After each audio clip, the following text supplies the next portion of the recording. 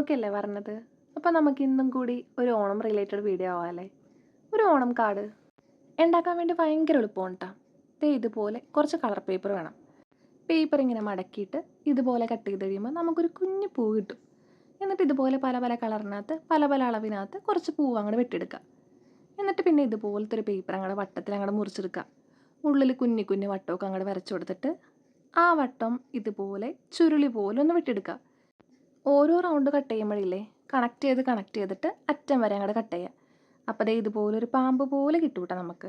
എന്നിട്ട് നമുക്ക് കാർഡ് ഉണ്ടാക്കാൻ വേണ്ടി ഇതുപോലത്തെ ഒരു പേപ്പർ കട്ട് ചെയ്തെടുക്കാം. നമുക്ക് ആവശ്യമുള്ള വീതിക്കും നീളത്തിനനുസരിച്ച് പേപ്പർ അങ്ങോട്ട് കട്ട് ചെയ്യാം. എന്നിട്ട് നമ്മൾ റൗണ്ട് റൗണ്ടായിട്ട് കട്ട് ചെയ്ത പേപ്പറില്ലേ അതിൻ്റെ ഒരറ്റം ഒരു ഭാഗത്തും മറ്റേ അറ്റം മറ്റേ ഭാഗത്തായിട്ട് ഒട്ടിച്ചു കൊടുക്കുക. അപ്പോൾ ദേ ഇങ്ങനെ ഇരിക്കും. എന്നിട്ട് അതിൻ്റെ ഉള്ളിലായിട്ട് ഓരോരോ പൂവ് അങ്ങോട്ട് ഒട്ടിച്ചു കൊടുക്കുക.